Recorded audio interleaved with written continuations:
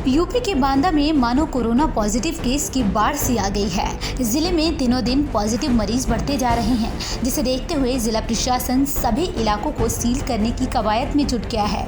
इसी कड़ी में चित्रकूट धाम मंडल के पुलिस उप महानिरीक्षक दीपक कुमार के ड्राइवर भी कोरोना पॉजिटिव पाए गए थे, जिसकी वजह से अस्पताल में आने वाले मरीजों को भी भारी दिक्कतों का सामना करना पड़ रहा है। यहाँ कोरोना मरीजों की संख्या 34 पहुँच गई, जिसमें 23 मरीजों का इलाज कर उन्हें वापस घर भेज दिया गया है। इसके अलावा 11 मरीज अभी भी एक्टिव हैं, जिनका इलाज जारी है। डीआई साहब के ड्राइवर कल उसी रिपोर्ट आई थी, वो कोरोना पॉजिटिव पाया गया था। उसको दृष्टि रखते हुए डीआई साहब जो कैंप कार्यालय है उससे 250 मीटर तक ये hot spot area containment zone घोषित किया गया है मेरे द्वारा। और इसके अंतर्गत आने वाले जितने भी दुकान हैं, व्यवसायिक प्रतिष्ठान हैं, जितने भी हैं, सब बंद रहेंगे और किसी भी तरह का कोई भी वहाँ मतलब जो है व्यवसायिक गतिविधि नहीं होगी। और केवल जिला अस्पताल को, क्योंकि कोरोना की वहाँ टेस्टिंग हो रही है, वहाँ प्रवासी मजदूर आ रहे हैं, जा रहे हैं, इमरजेंसी सेवाएं हैं कि उनको हमने छोड़ा है। और इसके अलावा वहाँ जो भी सब्जी की या डोर टू डोर डिलीवरी जो हम उसको कराएंगे, इसको आवश्यकता होगी, और ये सबको बता भी दिया गया है। और वहाँ सब सीओ साहब को, चौकी इंचार्ज इंस्पेक्टर साहब निश्चित कर दिया गया है कि अपने अपने उसमें ये सब बैरिकेडिंग करा के इसको पूरा सीज कर रखेंगे 7 दिन तक। भरतपुर के कौमों में 17 पॉजिटिव केस सामने आने के बाद हड़कंप मच गया। इसमें 15 कोरोना मरीज सिर्फ पुलिस स्टेशन से ही मिले हैं।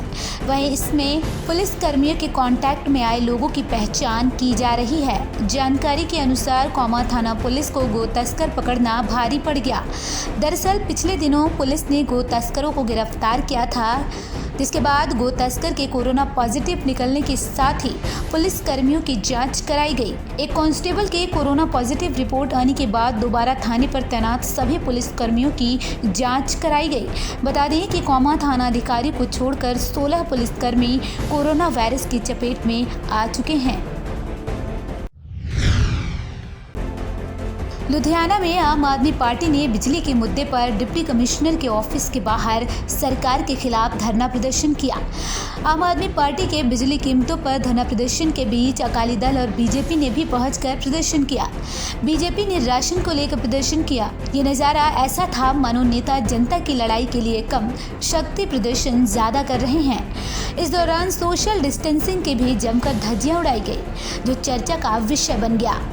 एक तरफ सरकारें कोरोना पर लगाम लगाने की जद्दोजहद कर रही हैं, वहीं ऐसे नेताओं की वजह से नियमों की धज्जियां उड़ाई जा रही हैं। ਅੱਜ ਦਾ ਜਿਹੜਾ ਪ੍ਰੋਟੈਸਟ ਆ ਸਾਡਾ ਸਿਰਫ ਤੇ ਸਿਰਫ ਬਿਜਲੀ, ਮਹਿੰਗੀ ਬਿਜਲੀ ਨੂੰ ਲੈ ਕੇ ਆ।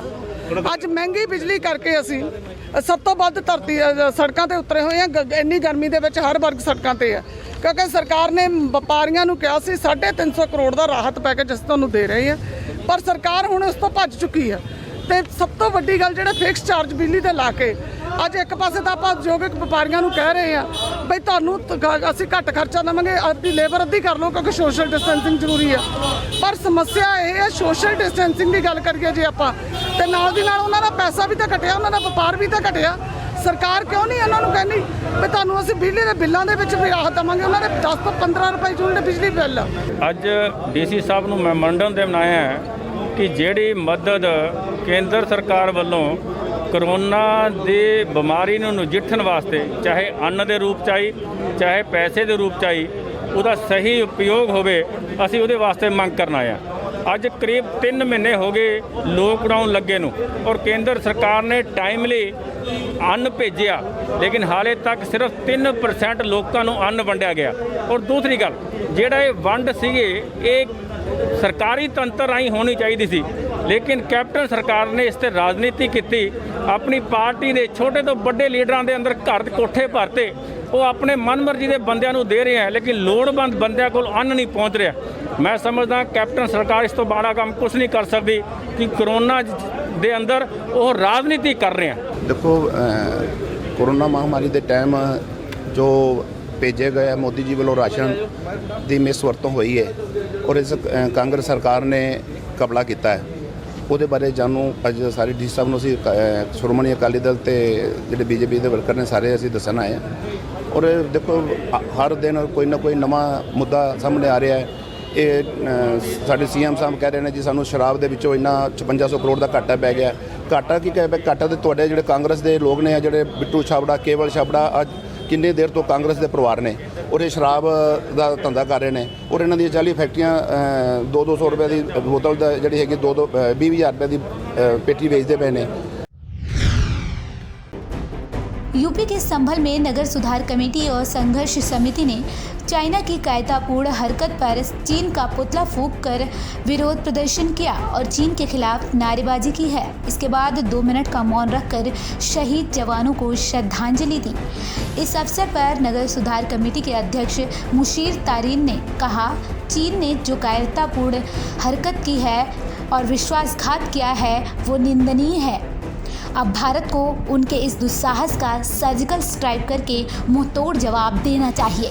भारत की जनता इस मुश्किल की घड़ी में देश के साथ है। इस मौके पर डॉक्टर नाजीम और सैयद असलम ने कहा, चीन हमेशा से ही भारत के साथ छलावा करता रहा है।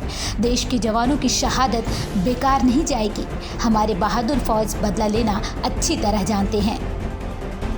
ये हमारे देश के जो सीमा पर जवान शहीद हुए हैं और चाइना ने हिंदुस्तान के साथ में जो विश्वासघात किया है उसके सिलसिले में ये पुतला फूंका गया और हमारी भारत सरकार से ये दरख्वास्त है कि सर्जिकल स्ट्राइक द्वारा इनको मुंहतोड़ जवाब दिया जाए ताकि ये दुस्साहस जो उन्होंने किया है वो दोबारा नहीं कर पाए।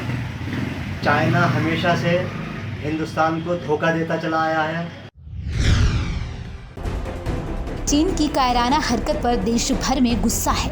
चीन की कायराना हरकत पर देश भर में गुस्सा है।